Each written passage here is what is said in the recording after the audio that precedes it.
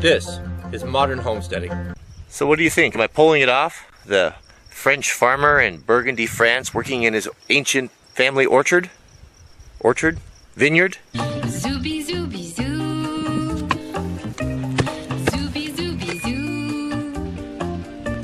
Zooby zooby zoo. Zooby zoo. Zooby zoo. Pretty cool, huh? Zooby zooby.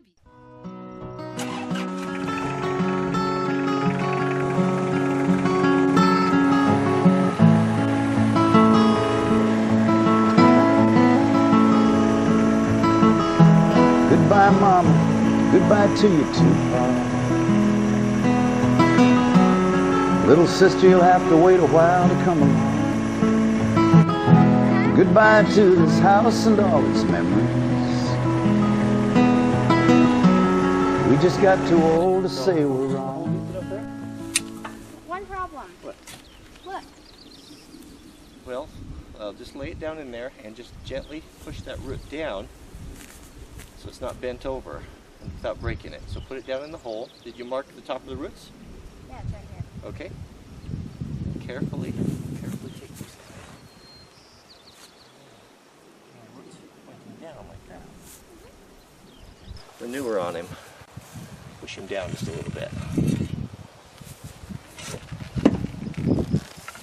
Push him down with your hand until we cover it up. Make sure you don't let go. All right, you got him down? Mm-hmm. Let me put one more scoop on there. Okay. Fight a fight between an ant and a worm. But a worm makes a grand feast for an ant.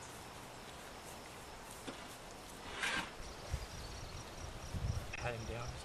Put your hands around him like that. Just press down. Both hands at the same time. Like this. Oh yeah, you will.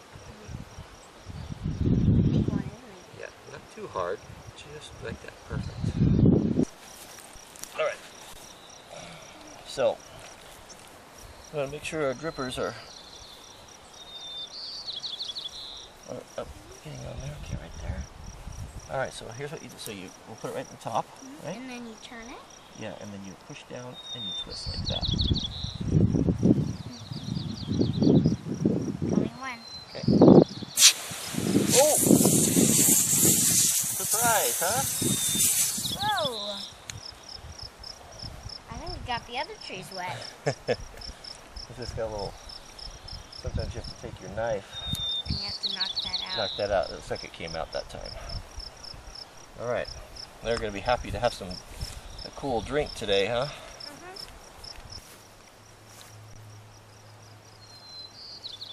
Feel it pop through? Mm-hmm. Tell me when. Alright, now shield it with your hand because it's going to spray, and then contain the spray with your hand so it's spraying the face. Okay? Got it. You can put your thumb over it and then pop your dripper in.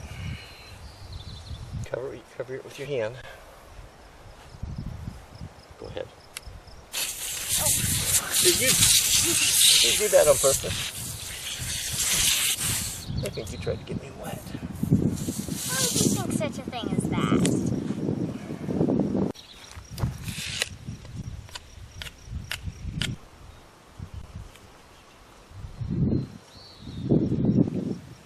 Shoot straight. Okay, straight. Mm-hmm.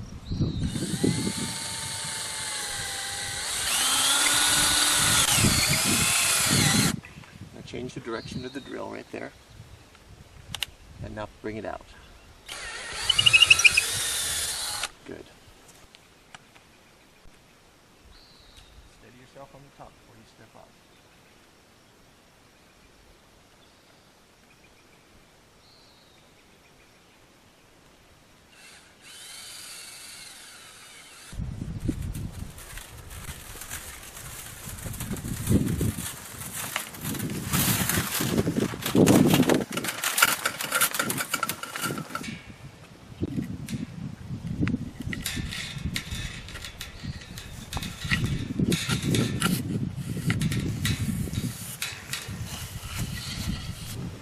What tools do you need for the next phase here, Jack?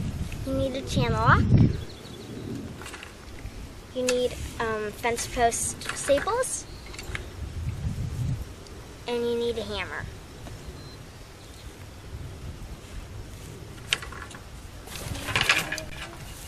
You see how you let go of that wire? Mm-hmm. Why was that such a bad idea? Because it would fling back. Always keep your hands on the end of this wire, it'll poke your eye out. Alright, I want you to stand right there. You take the tools, you can hand me the tools when I need them. So first thing we're going to do is we're going to wrap this wire nice and tight around here.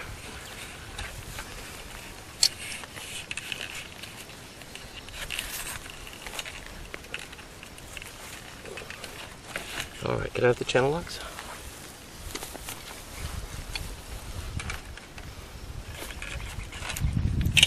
When you're wrapping these, you want to keep them as tight as possible so they look nice. About 4 wraps is typically enough.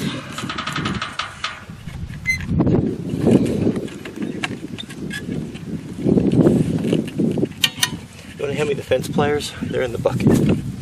Forgot those.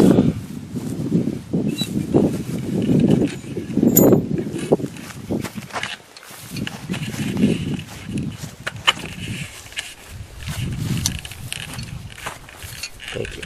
Alright, take the hammer, come over here, and I want you to tap on my fence pliers right here. Nice solid blows.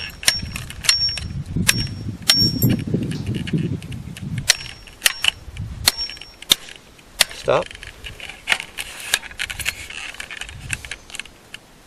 Drive. Drive. Drive. Drive. Drive. Drive. Drive. Drive. Drive. Drive. Drive. Good. Stop. That's good.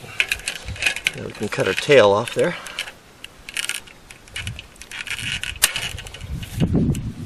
Why do we keep track of all those wire ends? That way, well, because when you were little, you had a friend, and he left the metal sprinkler part out. That's right. And The wire from the sparkler. and his father was using the lawnmower and cutting up the grass, and he hit that little metal thing, and Papa's friend was sitting on the swing, and the metal part went right into his leg. Right through his knee. That's right. Anytime you're in the yard and you see a little debris or anything like that, always stop what you're doing and make sure you pick it up and put it in a safe place. So what are we doing here? We're adding it together. Since we're just using bits and pieces and remnants of fencing that we have scavenged from Abundant places. around the homestead here, we can take some shorter pieces here and connect them. So how many times do we wrap it? Was it as many as we can? No, not necessarily. We could wrap it all day if we wanted to. What's sufficient? Wasn't it 5? It was not 5. No hand? Yeah. What I'll typically do is, the way you bent it there, that's good. That's just enough tail. Just take and, before you use your channel locks, bend that all the way, make a small hole. My problem was I'm not a man made out of metal. Yeah, it takes a lot of strength. This wire is very tough. I'm a kid made out of wood. Okay. Now we can take our channel locks and hold that like that. That'll keep it from twisting. You count them. 1, 2, 4, 3, 4. Alright, go grab our fence pliers. Or do I have them in my pocket, don't I? Here.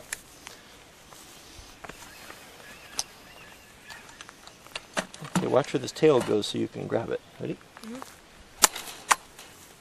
Did I just get it right in the bucket? I think so. You follow the funny thing and doesn't bump into the grate.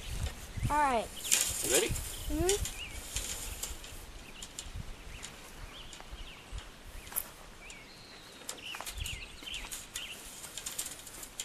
watch how it's going in there so it feeds properly.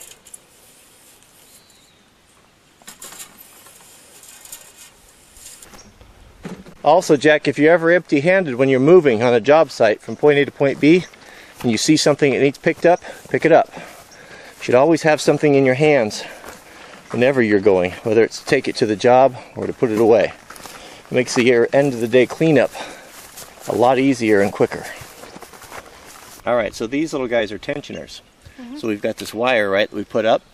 We need to pull it really, really tight.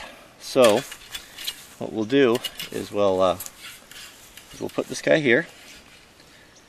And so this is designed so we can use a 1/2" drive ratchet. It goes in the hole there, right? So once we slide it in there, we can start turning. See how that is wrapping that wire up? Cool.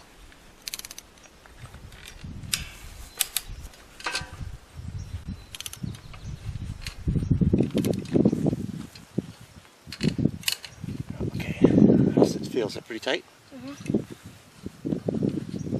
Nice tight? Okay. So see The right way I make sure is I play a musical note on it. Yes, you could almost play a musical note. So we'll put these wires in there for this keeper. Look and see how that works. See, it fits behind the wires, and then when we release it, it holds that tension. And actually, we could probably go one tighter. The nice thing about these is you can, if it gets loose, you can always adjust it. So let's go one more. Get it nice and properly tight. Oh, you can hear that wood cracking.